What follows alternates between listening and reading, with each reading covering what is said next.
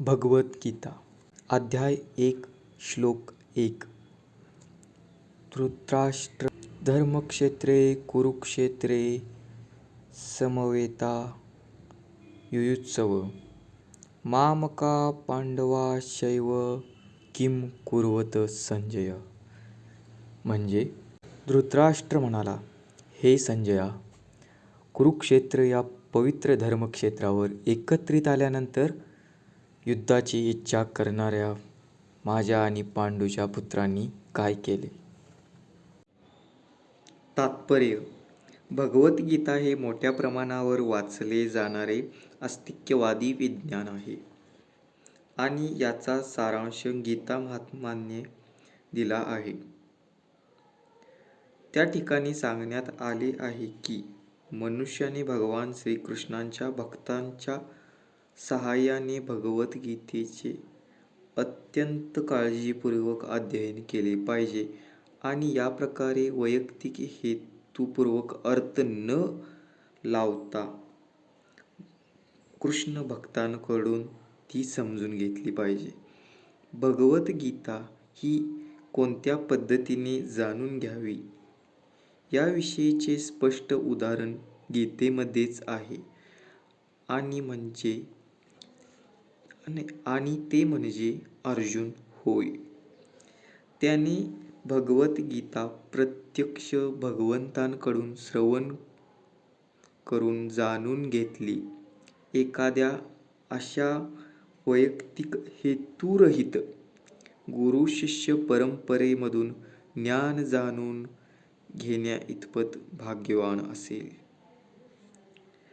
तर त्याला समग्र वैदिक ज्ञान तसेच जगतातील इतर सर्व शास्त्रांमधील ज्ञान समजते.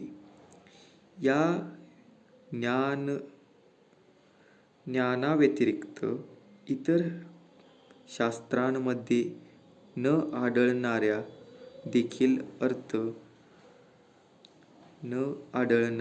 देखील सर्व गोष्टी तो भगवद्गीतेमध्ये पाहू शकेल. भगवद्गीतेचे हे एक दुर्मिळ वैशिष्ट्य आहे. हे ज्ञान साक्षात पुरुषोत्तम भगवान श्रीकृष्णांनी सांगितल्यामुळे परिपूर्ण असे अस्तित्ववादी विज्ञान आहे. महाभारतात धृतराष्ट्र आणि संजय यांनी केलेली चर्चा ही या श्रेष्ठ तत्त्वज्ञानाचा मूलभूत आधार आहे. पुरातन वैदिक काळापासून पवित्र तीर्थस्थळावर असणाऱ्या कुरुक्षेत्र या ठिकाणी गीतेमधील तत्त्वज्ञान सांगण्यात आल्याचे आपल्याला समजून येते. स्वतः भगवंत या पृथ्वीतलावर होते तेव्हा मानव समाजाच्या मार्गदर्शनाकरिता त्यांनी हे ज्ञान सांगितले. येथे धर्मक्षेत्रे, जिथे धर्मकार्य केली जातील, जिथे अधर्म करत नसतात, अधर्माचा त्याग करायची जी भूमी आहे, जिथे चांगली कामे करायचे असं लोकांचे विचार असतील, अशा ठिकाणी हा शब्द अत्यंत महत्त्वपूर्ण आहे. कारण कुरुक्षेत्राच्या युद्धभूमीवर पुरुषोत्तम श्री भगवंत अर्जुनाच्या बाजूने उपस्थित होते. कुरूंचा पिता धृतराष्ट्र हा आपल्या पुत्रांच्या अंतिम विजयासंबंधी अत्यंत शासक होता आणि त्यामुळेच त्याने आपल्या सचिव संजय याच्याकडे विचारणा केली. त्यांनी काय केले हे आपण भगवद्गीतेत मागल्या श्लोकमध्ये ऐकलेले आहे. त्यांनी काय केले? पूर्ण निर्धारयुक्त युद्ध करणाऱ्या सिद्धतेने स्वतःचे आणि आपल्या धाकटा भाऊ पांडू याचे पुत्र कुरुक्षेत्र येथील रणभूमीवर एकत्रित आले असल्याचे त्याला पुरेपूर माहिती होती. तरी सुद्धा त्याची विचारणा महत्त्वपूर्ण आहे तरी सुद्धा त्याची विचारणा महत्त्वपूर्ण आहे. भावाभावांमध्ये तडजोड व्हावी अशी त्याची इच्छा नव्हती आणि त्याला युद्धभूमीवरील आपल्या पुत्रांच्या विधिलिखिताविषयी निश्चितपणे समजून घ्यायचे होते. कुरुक्षेत्राचा वैदिक साहित्यामध्ये स्वर्गातील देवतांसाठी सुद्धा पूजनीय आहे असे स्थान म्हणून उल्लेख करण्यात आला आहे आणि अशा पवित्र कुरुक्षेत्रावर युद्ध करण्याचे ठरवले.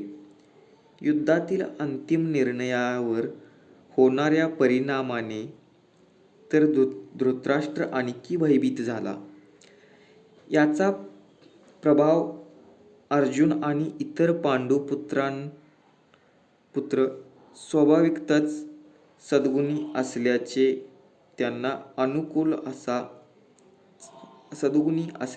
अनुकूल असाच होणार हे तो उत्तम रीतीने जाणून होता. संजय हा व्यासांचा शिष्य होता. तो जरी धृतराष्ट्राच्या कक्षामध्ये होता तरी व्यासांच्या कृपेने कुरुक्षेत्र येथील युद्धभूमी पाहू शकत होता. त्यासाठी धृतराष्ट्राने युद्धभूमीवरील परिस्थिती त्याच्याकडे विचारणा केली. पांडव आणि धृतराष्ट्राचे पुत्र हे दोघेही एकाच कुटुंबातील होते, पण या ठिकाणी धृतराष्ट्राने अंतर्मन उघडे करून दाखविण्यात आले आहे. त्याने जाणीवपूर्वक आपल्या पुत्रांचा कुरु म्हणून उल्लेख केला आणि पांडू पुत्रांना कुळाच्या वंशपरेतून वगळले. यावरून कोणीही धृतराष्ट्राचा आपल्या पुतण्यांशी म्हणजेच पांडू पुत्रांशी असणारा विशिष्ट संबंध सहजपणे जाणू शकतो. प्रारंभी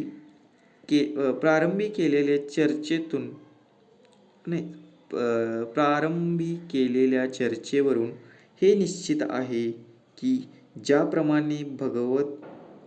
ज्याप्रमाणे भाताच्या शेतामधून अनावश्यक तृण काढून टाकले जाते, त्याचप्रमाणे धर्मपिता भगवान श्रीकृष्णांच्या उपस्थितीमध्ये कुरुक्षेत्रावरील तृणवत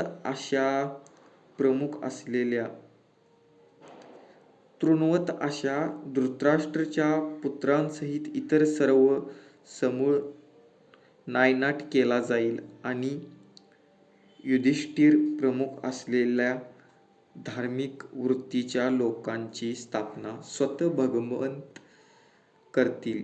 धर्मक्षेत्रे आणि कुरुक्षेत्रे या दोन शब्दांच्या ऐतिहासिक आणि वैदिक महत्त्वासोबत हेही विशेष महत्त्व आहे. तर आपण आज मराठीमध्ये तात्पर्य ऐकलं आहे भगवद्गीतेमधील श्लोक 1, अध्याय 1. अशीच मराठीमध्ये भगवद्गीता ऐकण्यासाठी सबस्क्राईब करा, फॉलो करा. व्हिडिओ आवडला तर नक्की लाईक करा.